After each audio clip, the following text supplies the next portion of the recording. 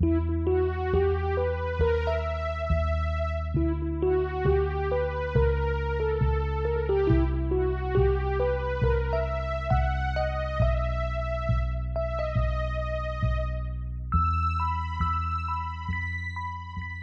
following is a fan-made chapter reading of the Pale web serial novel by J.C. McCrae. The original text can be found at palewebserial.wordpress.com. If you'd like to donate to the author, please go to patreon.com/wildbow. Thank you for listening.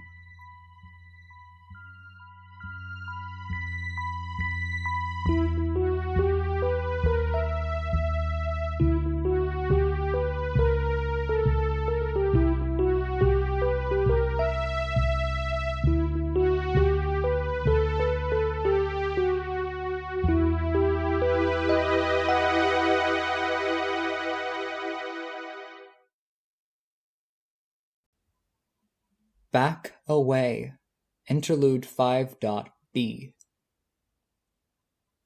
Normal people counted time by steady increments, like the serpent sway of the metronome. Daniel studied the anatomy of a cloud against the night sky, backlit by the moon, and let it tell its inconsistent passage of time. Easily an hour's time passed in the time it took him to exhale once, slowly, watching the cloud. Clementine continued her conversation with the deer. Clementine had pretty Eastern features, a fine Western way of holding herself and picking out her clothes, and scars here and there that didn't hold to the notions of East or West or North or South.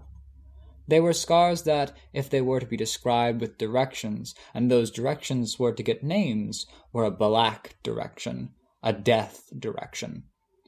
The road one walked to an early demise, to the worst things.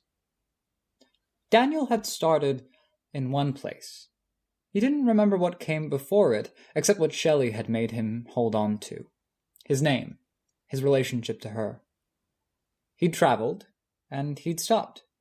He'd reached the end of a road, and all that surrounded him was freefall, horrendous and cold and lonely. He had a direction he wanted to travel. He wanted more of what he left behind. Right now, on the cusp of freefall, he lay with his cheek on the picnic table in a park, his arms draped out across the surface, back arching uncomfortably to hold the position. This was a place that smelled faintly of car exhaust, gasoline, fatty foods, smelled less faintly of grass and fairy things, and smelled strongly of blood. The wood was coarse and rough, carelessly hewn out. His clothes were rougher still. He could feel sweat in his eyes, and made his hair stick to him. He had once dwelt in a place where there had been little freedom. The singing had been hard and heartfelt, and every day had left him as less of the Daniel he'd once been. But there, even in the Allwater Tamir, where everything had been meant to intimidate and promise pain, there had been sweetness. Sheets of worm silk and skins taken from animals and people bathed in tears. The hallways had been made to gather up and shape the flows of air so they felt like silk and elicited goosebumps if one was walking toward an important place, or chills followed by sweet relief, or touches of air against the fine hairs of the body that felt like the caresses of hands all over. There were things that were nice here, things that were beautiful. You could appreciate a lot of it in the same way one could appreciate a bare-knuckle brawl. Wearing clothes felt like a bare-knuckle brawl compared to what he'd once been draped in. Eating felt like a bare-knuckle brawl compared to what he'd once tasted. This table felt like a bare-knuckle brawl compared to the art of the surfaces that had once surrounded him. His fingers twisted and contorted, forming claws that made his hands tremble with the exertion. With those trembling claws, he reached toward the deer, her rat, and Clementine, cheek still on the table, arms fully extended. He wanted to drag his fingernails across her skin until he'd scraped away every last mote of the dust. Even traces as bloody as they would be in the aftermath would be sweet solace to what ailed him, a taste of home, a brush of the familiar. Even in his clumsy hands he would do more, and he would find relief. He couldn't. Clementine was in love, and Clementine had been good to him. A potential lifetime of love in this gritty, ill-tempered world was worth more than any brief solace he might manage. Their conversation continued while the 4 arms and 2 hearts of a cloud danced past the moon. Their mouths didn't move. They were trapped in a different parcel of time. He had learned patience from dealing with those who would never die and knew that to be their truth, but this still stood to be an interminably long wait. Sharon had already gotten fed up with trying to call them and wait for them, and had driven off. He stood, stretching, peeling himself away from the coarse wooden table, and walked while still stretching, over to the watch that lay on the table. If he was careful, turning his eye to finer, subtler details, and if he used his nose and the finer hairs of his arms to trace the movement of this blood-laced air, he could see that the world around the golden watch was broken, in very much the same way the watch's face was broken. A narrow sliver on the watch cast out boundaries to define a narrow slice of the town, and within that slice time was passing faster.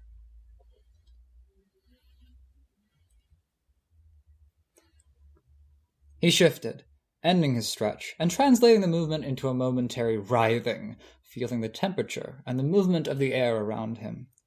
He stepped briefly into another part of the world where time was moving slower, and he luxuriated briefly in how different it was, fingers tugging at the roughness of his silk top, running through his hair.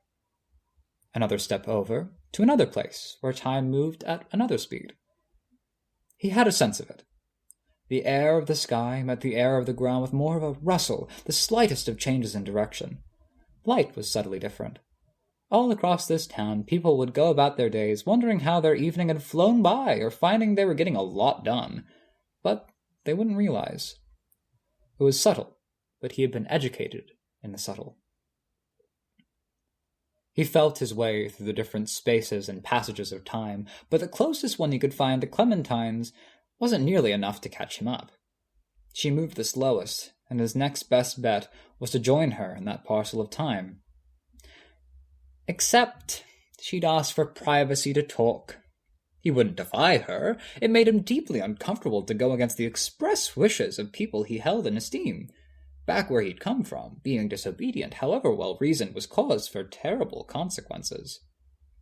By that same measure, he didn't adjust or touch the golden watch. Perhaps he would take a detour. He could see the way the light caught on some of the dust. Even in the nighttime gloom, there were hints of a depth of color that normal human art could only aspire to. Too fairy, here. He had a good sense for that type of thing. He found his way to the sliver of time that was passing fastest. He could skip down that way where the light of the town caught on the surface of the shallow river, explore a bit, and see if he couldn't catch the trail, then come back. When she was taking as much time as she was, that was hardly a problem, was it? There was a path that overlooked the water.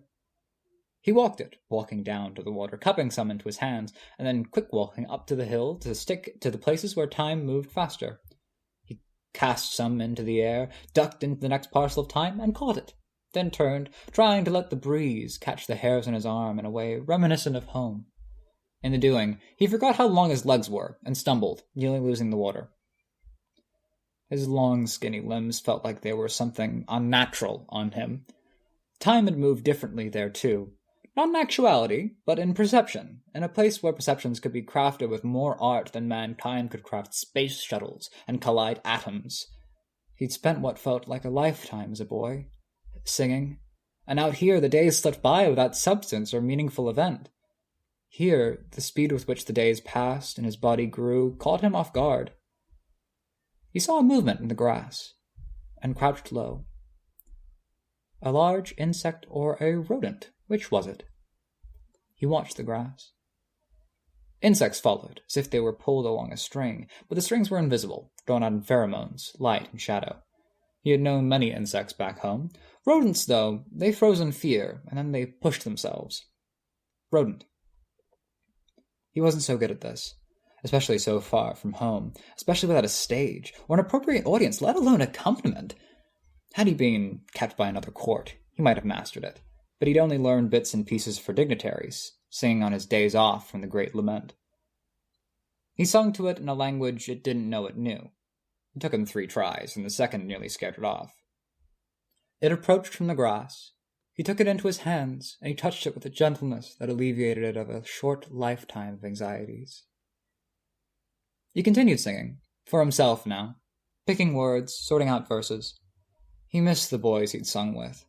He'd wished he'd known their names, but there had never been an opportunity to know them. Then they had been consigned to grim endings for their failures as singers. If his old keepers could hear him now, they would consign him 100 times over to horrible fates, because he soiled what he had previously sung with the vulgarities he now uttered. There was no acoustics. There were no instrumentation, no stage, no setting, no terrible irony in the specific pattern of collugio on window and allugio of verse. Daytime birds flew through the evening air. He sang to them, as he'd sung to the mouse. It took him 4 tries, and 1 dipped low, and then they flew on their way. He turned in the air. There was a train station here in the world of men, where a whisper could be heard like a shout. Back home, those things were commonplace. The right movements could catch and send the wind. There he would be able to turn the course of a distant bird. He kept spiraling, mouse held close to his heart, as he walked down the gravel path, grass on both sides, vulgar rivets cut in where the bicycle tires had passed. Another bird passed. He gave it his best attempt, putting the mouse at his side and letting its claws catch on his belt line. He turned in the air, dipping low, and he beckoned. He found the right movements in the air, dancing, the right intonation, whispers, pitch. People nearby watched him. He caught it, out of the air, felt its heart beating in its tiny chest, and cupped it in his hands. A stomp of his boot helped the mouse to push itself, and a turn of his body gave it a course. It traveled from his belt line, only in elastic, because the tightness and discomfort of a belt made him want to heave or excise pelvis from flesh, across his back and up to his shoulder. A movement of his arm helped guide it. Tiny nails dug into flesh, and he turned to help disguise the mouse's movements from his audience as it traveled down his arm. Holding the captured robin within his hands, he placed it into a pocket, let the mouse travel to his hand, and then flourished, holding it high, his song reaching a proud crescendo. To his audience, a bird has flown to his hand, he'd cupped it to his heart, then stretched his arms out, holding a mouse instead. And his song, he liked so much. But here, in this world, without the necessary pieces, it was as good as it could get. He'd captured their attention. Only for a moment. In another time and place, he'd have them wholly and completely, for as long as he could sing, and he could sing for hours. He lowered his hand and let the little mouse go. He was tired, restless from his time in the car, and from being so close to the deer who glittered with fairy stuff. Thirsty. He looked around, trying to find a place where he might quench that thirst. The river's water tasted like pollution that had been delivered to it by the cars and runoff from streets. "Mister?" He turned. It was a little girl, one member of his audience. He was so bad with ages, but she was half his height. Even though he was tall in a way that continually surprised him, it still made her very young. 3? 5? 8? He'd forgotten any and all points of references for such things. "How did you do that? With the bird?" He smiled. "Trickery." "How?" "Tell me, child, is there any place I could buy a drink nearby?" "You mean a bar? My daddy goes to a bar, but I don't know where." "Water," he said. "I would take fairy wine, but I must make do." There's a store that way. It's not very far." "Would you show me?" "You're a stranger." "I am so strange I cannot even believe it's the case." Yes, I am a stranger, but I swear to you I will not harm a hair on your head. My sister did tell me I need someone to watch me in case I get into trouble. Like a babysitter? Or a guardian, a guard, a keeper. If you would oblige me for a short time, even though time is a little bit broken in this place, I would pledge you a hint, a peek at true magic. My mom, a woman shouted, a little bit far away. She's calling me. You'll get into a bit of trouble, but I'm promising you magic. I'll open your eyes, and you'll see a bit more magic in the world for the rest of your life. Isn't that worth it? She hesitated. He hummed, and with a flourish that disguised his hand movement, took the robin from his pocket and placed it on her shoulder. She startled as it flapped its wings, though it didn't take off, and took a few quick steps, trying to walk away from something that was sitting on her. Hands up! What the... Hands, he said, touching her arms near the armpit and moving them up, bringing her hands together. He whistled briefly.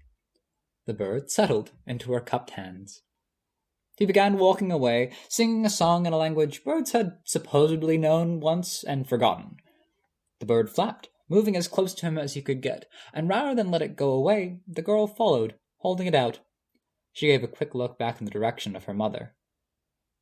I may have been younger than you when I first saw magic, he said. I saw more than you could imagine. Are we on the right path to get to the store? I think. It's not far, but I usually have someone take me. Not old enough to be on her own. Well, she wasn't on her own. She had him, and a bird that was happy to perch and listen to his songs. She kept looking back in the direction of her mother, but she followed behind as if she were in fetters. He sang, tuneless and wordless, trying out vocal sounds. The bird chirped, and he moved his hand, snapping his fingers in response. He sang, it chirped. He snapped. He snapped, it chirped. The convenience store came into view. Singing to it in a language one of its forebears had once heard, he soon had it chirping to accompanying the singing. The little girl was wide-eyed, taking it in. The store came into view. The door was open because the store was hot, the young lady at the counter sweaty. He hid his distaste, knew that he himself had a shine to his skin. He had to wrestle with himself to find that part of himself that could see the joy in it, in roughing it in such a situation, facing the elements, even if those elements were a small convenience store with peeling paint and a bored teenager at the counter.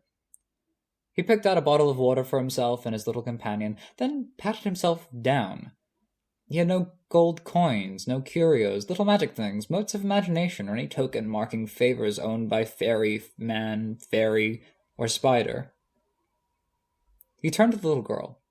Do you have any coin? No? Hey, kid, the girl at the counter said. Seen you around. Where's your mom? She's... The kid trailed off, looking back in the direction of her mom. It's a babysitting arrangement, Daniel told the girl at the counter. He approached her and settled his elbows on the counter, chin on his elbow. How old are you? He asked. I'm 25. I shouldn't have answered that. I don't know how old I am, but I've been told I'm 30. Okay, I haven't seen you around before, and I haven't seen you. Funny how that works. He looked into her eyes, and his own eyes widened. Her eyes were a light gray blue, flecked with gold. He could stare into them, and he could get lost in them, at least for a moment. I do love your eyes, he told her. She gave a nervous laugh. I've heard that before, usually from my mom. They are eyes with stars in them, and they're meant, in my expert opinion, to look out and look down on the world from a tall and fantastic natural place on a night where the sky is filled with even more stars. Haven't heard that before. Climb a mountain, young lady, he told her, ordered her with some intensity. Climb a mountain and sit atop it, accomplished and tired, and look out toward the horizon in the evening, far from any city. You'll be inspired. A thought will connect. It may be visual art, it may be music, it may be science, or a scene that must be captured on stage or film. Then chase it. Chase it down until your legs can't carry you and you lose all hope, break down into tears, then pick yourself up and find a way to keep chasing. He meant it, with every word, and she took it in without question. She was silent for long moments, seemingly as lost in his eyes as he wasn't hers. "Why?" she finally asked. "Because you will make something beautiful." Someone looked in my eyes once and said something similar, but they saw a deeper darkness rather than stars, and they said I should sing. "Did you?" she asked. "I did. Then I stopped to save my sister. I walked away, and has been the second biggest tragedy I've ever experienced. I could tell you more, but my throat is parched. I would like this water." She stirred, as if shaking herself from a spell. "It's, $1.76 each." "I don't have any money. I'd offer you a song in exchange, but I shouldn't sing for others. Would you take something else in trade? Would it suffice if I struck a pretty enough pose? I know people pay models, and I've been told I'm very pretty." "I don't, He adjusted his posture, taking light, shadow, and environment into account. His fingers met his hair, almost clutching it, so that the longer hair flowed through his fingers. He projected intensity at her, wanting and need. It was less than 1,000th the artistry that some of his keepers back home had managed, and it was 1,000 times what other people here typically experienced in their lifetime. "I would like to hear you sing," she said. "You'd have to come with me." "I don't, Come. You can't remain here. This is dismal and soul-crushing. I'd rather give you wonder and expand your soul twofold. You know, deep down inside, you are meant for better than this humid, manufactured little box with sweating refrigeration and false lights." "It pays the bills," she said, with half of a smile. "And what does paying the bills do for you?" he asked her. "Does it enrich the soul? Does it expand you as a person?" "It does make me feel a bit more like an adult. I still feel like a teenager most of the time." "It always seemed to me," he mused, "that the more someone chases adulthood, the more their world shrinks. They leave more behind, they close doors, and make the big life decisions that narrow down their options. In love, in housing, in career." "Isn't that the point?" she asked. "To find your place in it all?" What if it wasn't? What if there was a way to hold on to childlike wonder, hopes, dreams, and avoid closing doors? What if you could capture innocence or beauty or brilliance and build a world using those ideas, that imagination and that wonder? It sounds nice, but I'm not sure where you're going with this. Come with me. Walk away from this. I will show you wonder within the hour, one way or another. That's a heck of a pickup line, and I'd be lying if I said it wasn't working on me a bit. I'm told I'm very pretty, and I'm very sincere about believing in wonder. I'm quite desperate for it, as a matter of fact, and I like your eyes. I want to look into them more tonight. Aren't you babysitting? She looked at the kid, who stood in the doorway, holding the bird. She looked surprised. Is that bird real? I'm the one she's babysitting, Daniel told the girl at the counter. What? I need a lot of supervision, because I get into untold amounts of trouble if I get distracted. It would be good, I think, if someone were to babysit her while she babysits me. Kid, where's your mom? The kid looked back the way they'd come. Why don't I give her a call? The girl at the counter asked. What's her number? I don't know. He said he'd show me magic. We did a magic trick before. Do you want to take a seat behind the counter? I'll give you a treat, and we'll work out how to call your mom. Does that sound like a plan? Who would ever want to dwell in a place like this? Daniel asked. Concrete and peeling paint, stains on the floor. It makes the soul hurt. Wouldn't you rather learn magic? He walked over toward the little girl in the doorway, and the girl behind the counter rushed a circle around to get through the gate and follow. He dropped a hand down, humming, and picked up the bird from the girl's hands. He turned, dancing around her, the bird at his hand beneath his uncomfortable silk shirt, hidden, then back at his hand. His humming became singing, more and more dramatic, the wordless verse becoming words, the tuneless singing becoming tunes. The girl from the counter drew close to the little girl, putting a hand on her shoulder. He beckoned them with song, walking backwards. His foot found air rather than ground, and he tumbled down the concrete steps at the front of the convenience store, the water bottles falling. He lay there, hurting. The hot night air felt oppressive. The little girl rushed forward. The bird, is it? He put a hand out. The bird perched in his finger with one foot. As the girl reached out, wanting to take it, the bird seized her fingertip. It held his finger with one foot, the girl's with the other. The bird, at least, knew there was something wondrous to hold on to. It had captured his intent by way of singing. He sang, grabbing both bottles with one long-fingered hand, climbing to his feet, walking backwards. The girl was forced to either follow or to wrench her hand from the bird's grip and risk hurting it. Subtle, soft touches. He was no brute, and much as a mouse needed a push, he had yet to meet a human being that was intact and whole, who did not know or feel that the world had to have more to it than what they'd seen and heard of it. That made it easier to draw them closer. The young lady from the store that had had stars in her eyes followed, acting as if she were worried he'd hurt the child if she moved too fast or tried to grab her. He did have an intense air about him when he was struck by a mood. He sang, and with the bird helping, he moved his arm around the little girl, making her spin. Bewildered, she obliged, nearly tripping on the grass by the sidewalk. The song became a sad one. He was always so much better at singing sad songs. With the song, he could pull them along into the world he was trying to paint. Even though they didn't know the words and languages he sang, they could feel it, they could read his expression, and they could read the tone and catch the sentiment. He could captivate them, seize their attention and their hearts, and, "Hey!" They startled from their reverie. His song halted. "Hey! What are you doing?" They were a ways down the rocky beach, the river to one side of them, some scattered residences on a rise to the other side. The convenience store, sitting by the bridge, was too far away to easily make out, even with Daniel's keen eyes. With his singing, he'd drawn them into his world, that was counted with the anatomy of clouds, not the steady tick of a metronome. A place where time was subjective, and the perception of subjects was something to be manipulated. An old, white-haired man on the rise called down to them. "What are you doing with that girl?" He still held his hand out. The bird still bridged the two of them, gripping tightly, listening intently. The little girl followed out of concern that she might hurt the bird's leg by pulling too hard. The young lady from the store followed as well. The air was heavy with dreams and lies here. It sparkled, almost, and it layered on the river like the oil of pollution, but it wasn't of man.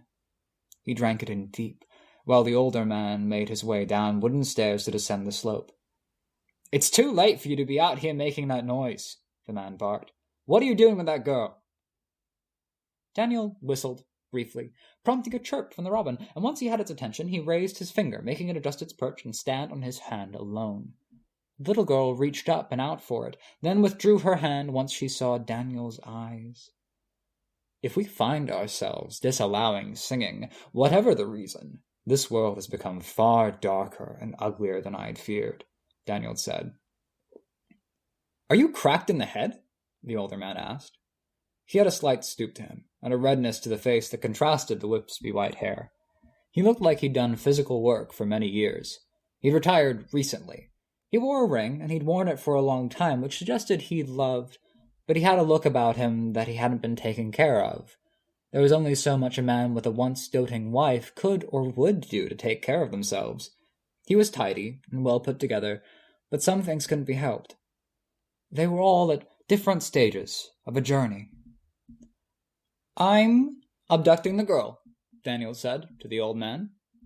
"What?" the man asked, the words so curt the ending was almost chopped off. "He said something about babysitting, and I thought it was okay. He seemed harmless and nice, but then he got intense, and he started singing, and I don't know why I didn't do more." "It's okay," the old man said. "It's okay. It's fine. You did good, keeping eyes on her." Daniel knew she'd been watching him, not the girl, and she'd been listening more than she'd watched, but that wasn't her fault.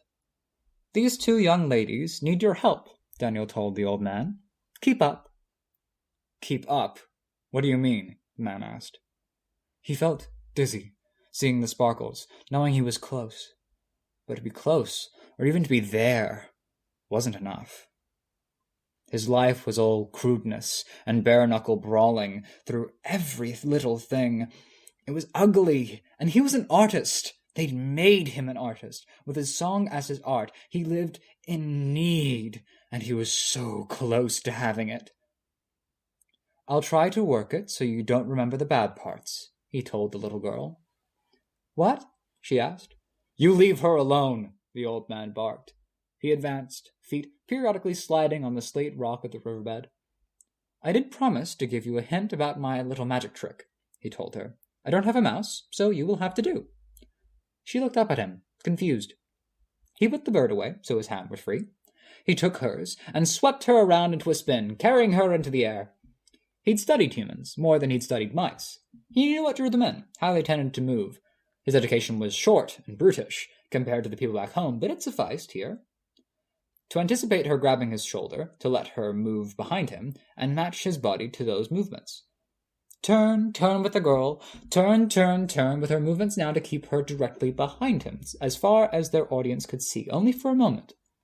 Just long enough to release the bird. They, startled and confused, seemed to see the girl disappear in Daniel's whirling, and a bird get released. He laughed, and he pitched his laugh to be unsettling, eerie, and to carry. To make this mysteriousness of the moment land, and to convince them he was closer than he was, as he made off with the little girl, holding her hand and tugging her after him. He saw 2 trees, and he could see how the air glittered around them, how every bit of moisture seemed to capture a flake of something more precious than gold.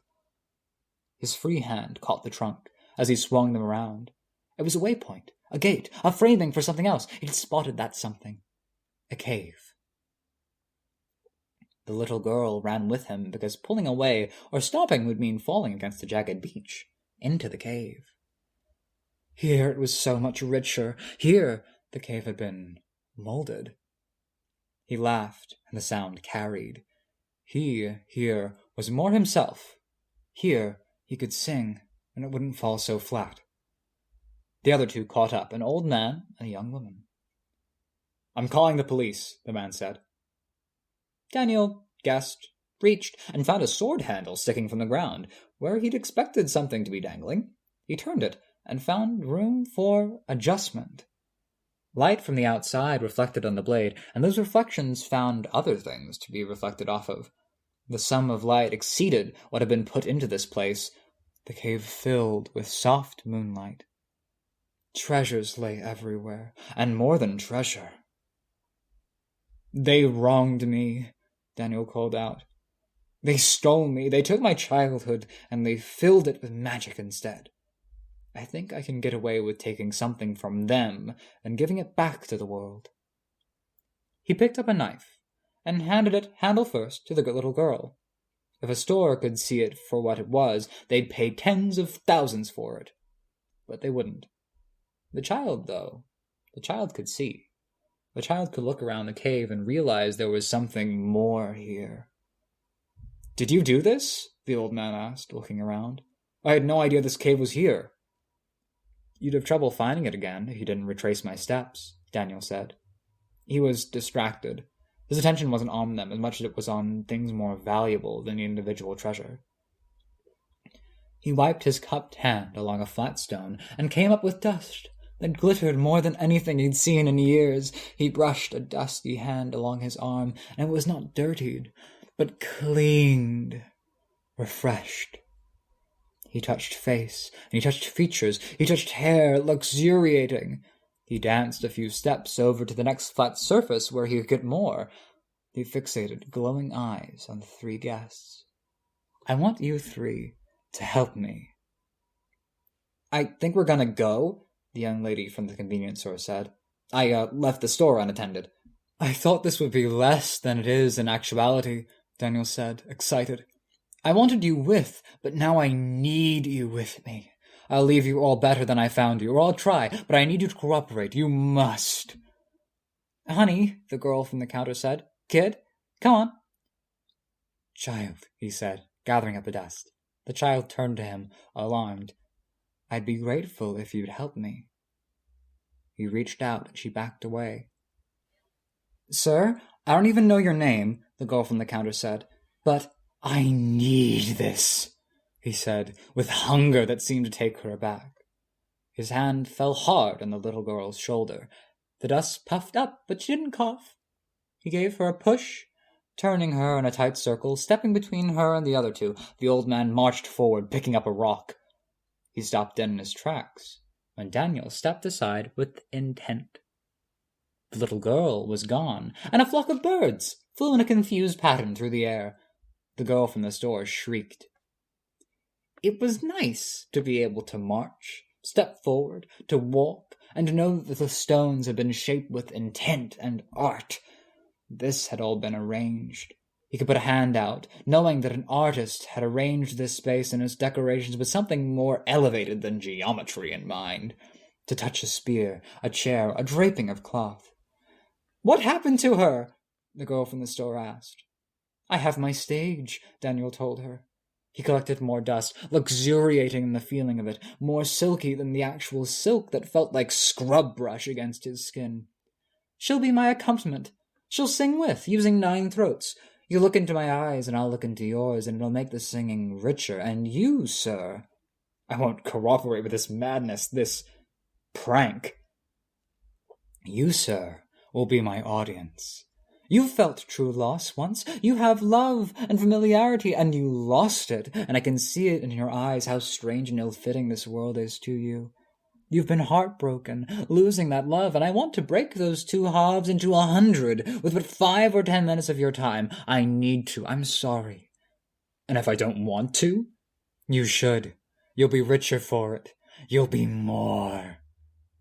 The birds had found a place to settle. He couldn't get enough of it.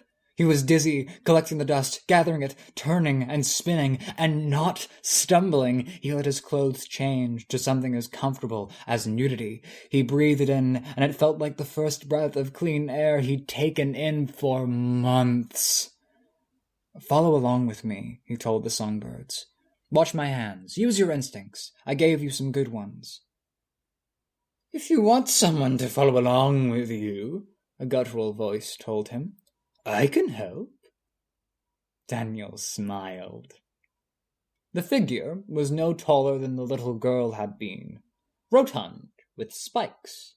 He had ears like a pig, and a glinting at one eye, and he kept to the shadows, the lighting arrangements of this cave's residence not quite touching him. Daniel sang a few experimental notes. The cave carried the sound. Farts, the guttural voice sang. Daniel changed notes. Farts, the voice added with more gusto, a deeper note. Daniel went to a higher note. The birds joined in with long, sweet sounds. Farts, the voice dropped another octave. Daniel did a 3-note sequence. Pickles, Daniel returned to a single note.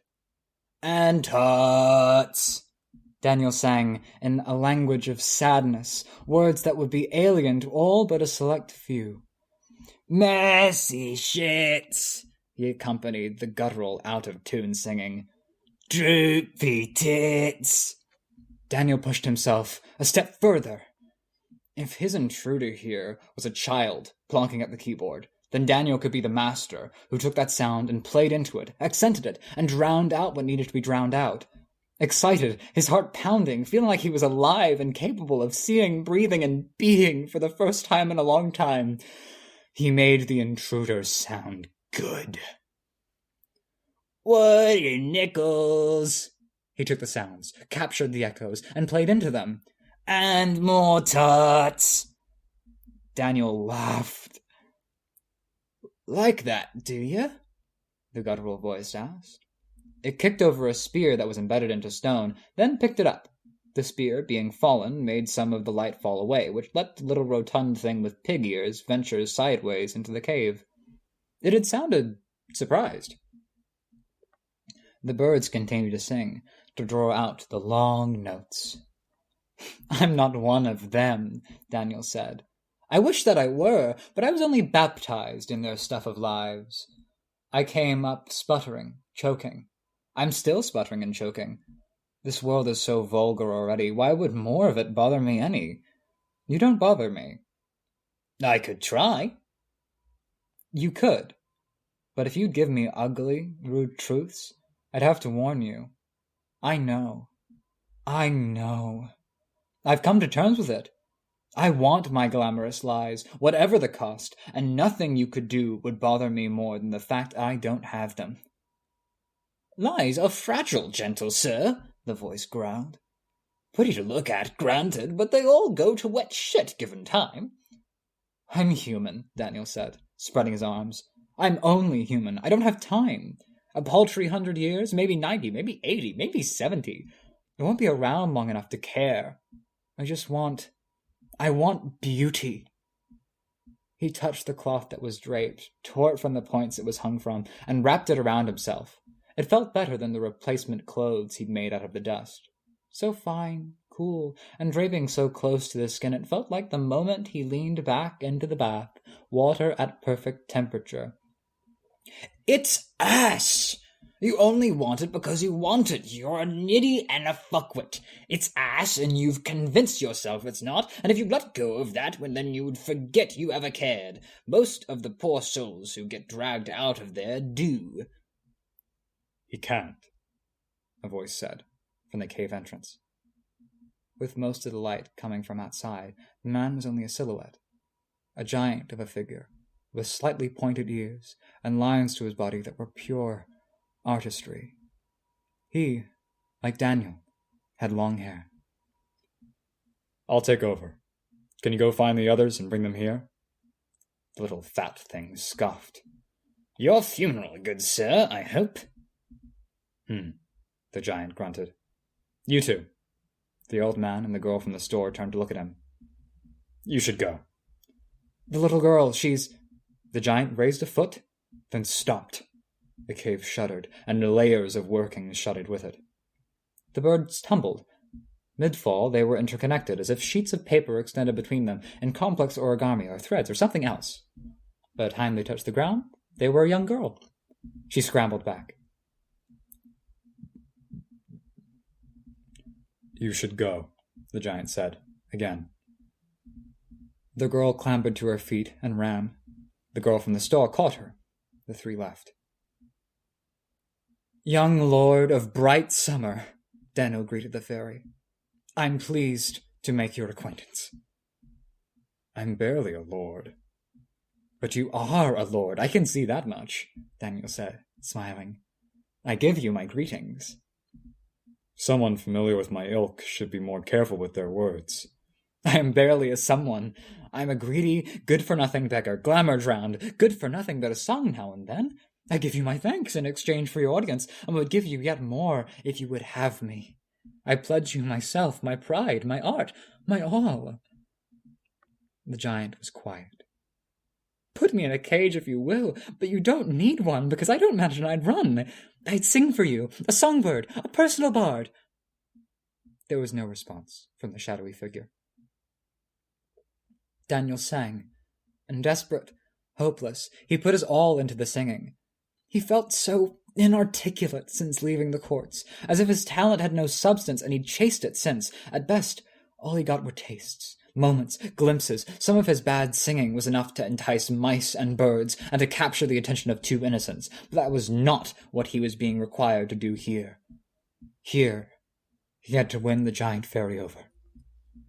Here, he sang of heartbreak and loneliness, of sickness, over his long absence from the place he still thought of as home, because it was there he'd been baptized in lies and dust, grown into his full self, and he'd barely grown since.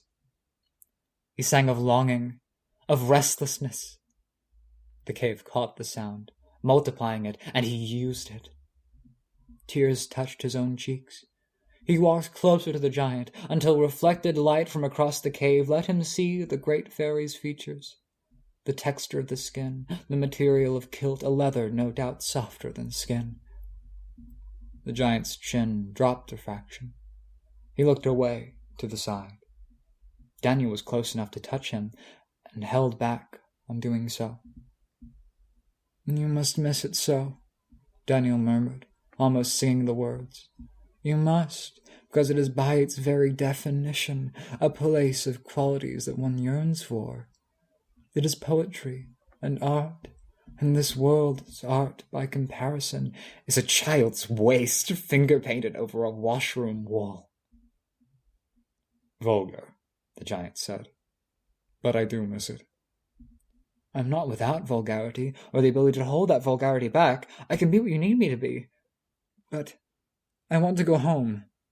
even a dim shadow of it like what you've carved out here. I know you like my singing. Would you keep me?"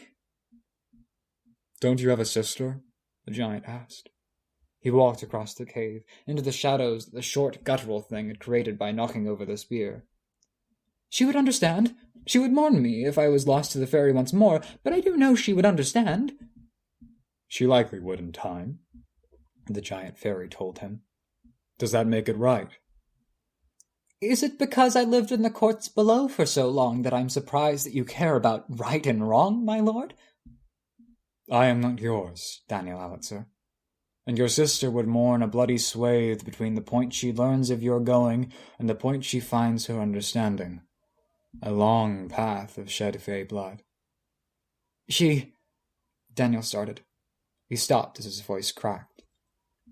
It was a terrible thing for his voice to crack, far worse than being ungainly and ungraceful. "She shouldn't have to look after me," Daniel said. "She likely shouldn't," the giant told him. "I can't tell if you mean that, noble sir, or if it's a facade. So many of your kin would deflect." There was laughter off to the side. Dark eyes in darker gloom slipped into the cave, up the walls, and into the shadow by the ceiling. Dust followed her, cascading down. Daniel could see the wings. Dark summer or dark fall. The laughter rang through the chamber, amused, a song of its own, in a cave that had been shaped specifically to cultivate that sound. "You keep strange company, noble sir. A fairy of a drastically different court." There was another titter. The giant was quiet. Daniel started. He stopped. He felt sadness swell in his chest. "You're falling to winter? You stand on the cusp?" Another titter from the other fairy, and a silence from the giant. Daniel touched every surface he could for the trace fairy stuff that he could collect and drink into his skin as he circled the cave. "It's why you're staying away. It's why you're keeping strange company. Little else makes sense," Daniel said, plaintive, reaching. "I still have adventures and tasks I must see to their natural ends." "How many? A handful?" The giant was silent. 3? Daniel asked. 2? At that last word there was another laugh from the darkness. "Please, sir, would you make me one of those tasks? I'm a burden to my sister, and to dear Clementine, who shoulders so much already, however much she tries to keep it private. I catch people's attention and keep it, and lure them into whatever madness shines brightest. I struggle to tell right from wrong. I'm told I'm insufferable." "I have already taken in the round, as hero and as villain. I've tried to mend them, then to ruin them. I suspect the most merciful thing is to leave you alone." "No!" Daniel shouted. "Not when I cost them joy. Take me in, or fix me, or give me something, but don't tell me I have to inflict myself on them. That is a cruelty too dark for a bright fae."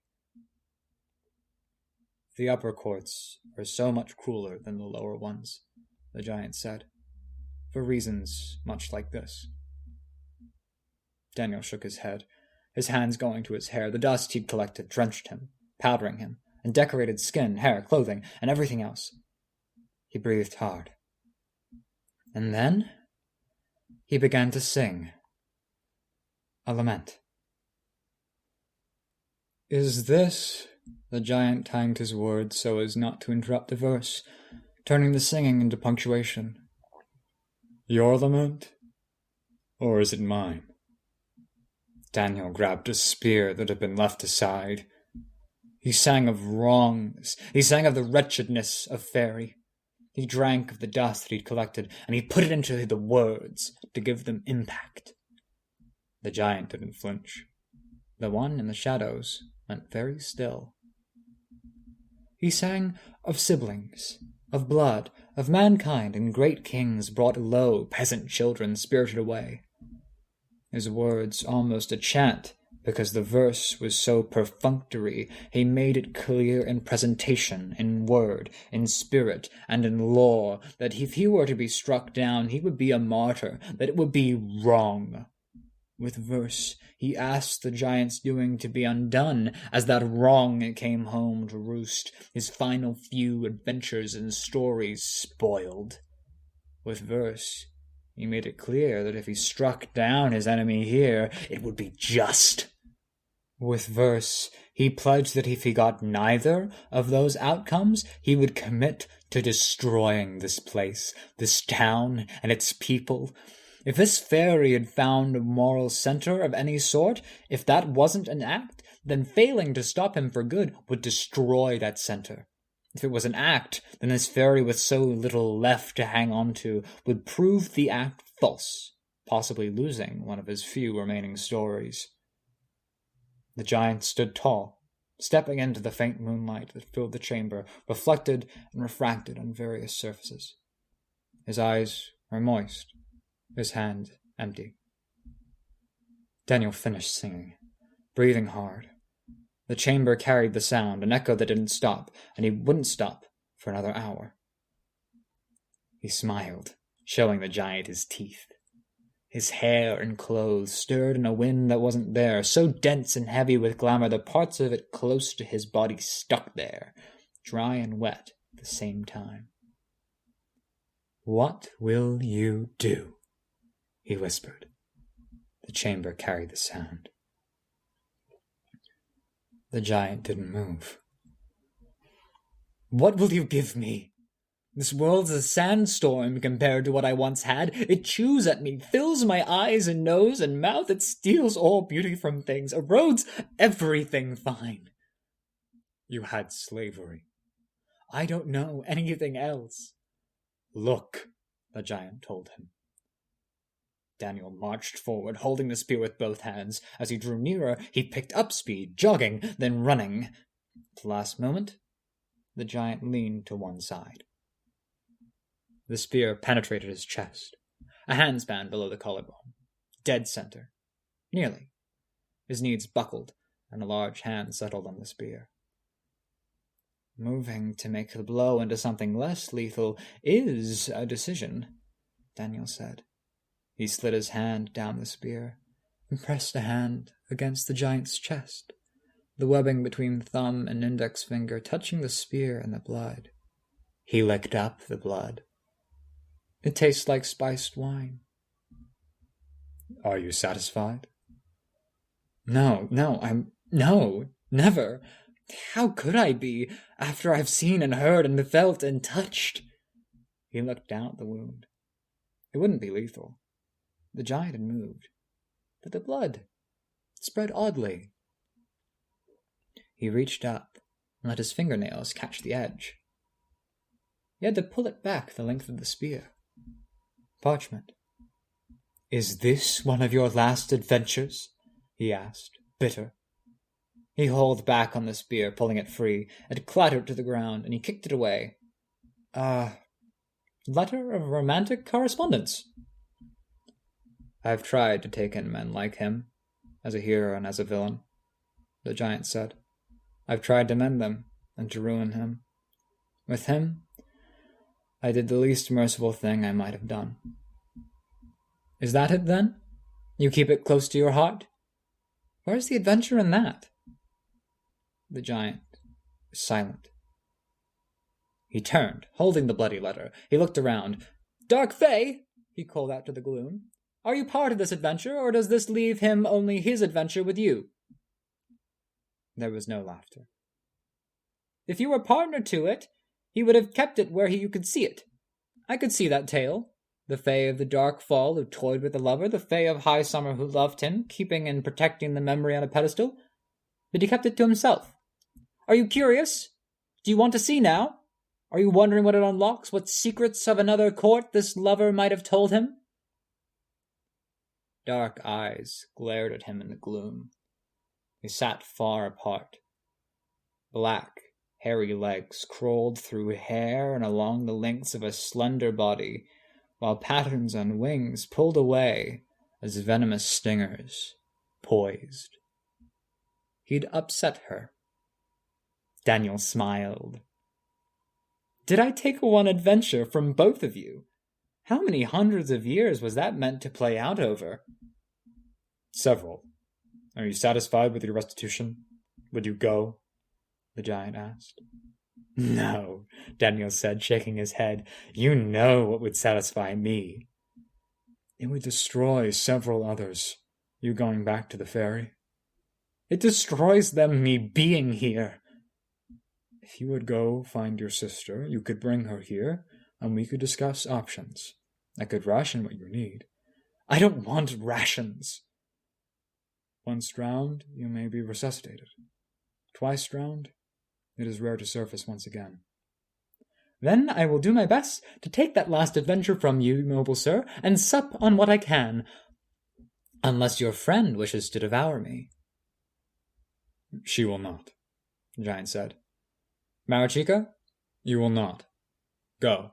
He's dangerous for you. What about me? Another voice at the door. A young girl, black, with marvelous hair, stood in the cave entrance. A man with short, blonde hair, rumpled green clothes, almost her opposite in every way, stood beside her. He and she both held guns. She nodded. Daniel moved his hands, gathering at the glamour like a cape in anticipation. The man with the gun shot. Daniel caught the bullet and put it aside, like a trick of the eyes. The bullet fell to the floor, far from Daniel. He gathered it up and manipulated it, hiding and protecting himself as the gun continued to unload. As Marachika started working against him, the giant grunted something inarticulate. Daniel gathered up, chasing. She could make barbs, and he could throw himself along those barbs, chasing. She would implant seeds in him for the long term, but he didn't care about the long term. He threw himself in her direction, using the workings she would use against him to drag himself closer, and he began to sing, a reminder of what was just and unjust and what he'd pledged. The bullets tore through the clouds of obfuscating mist, the fake versions of himself, and the other distractions. They stirred the air and made every other working less coherent. The gunman was narrowing him down as a target. The giant spoke. It would have been better to shoot him without announcing yourself first. His senses are keen enough he would have seen you, but you would have had a chance. I did say, the gunman said. Theatrics matter, and it felt wrong. It is more wrong that he is about to leave and become Kenneth's problem. Marachika, you stay. Lucy, John, chase him. He's not. Daniel fled, carrying what he could with him. He made a door where there wasn't one, and slipped through, drunk and lost and drowning. The gunman and the girl chased. This has been a fan-made chapter reading of the web serial Pale by J.C. McRae, read by me, viceVersailes. The original text can be found at palewebserial.wordpress.com. If you'd like to donate to the author, please go to patreon.com/wildbow.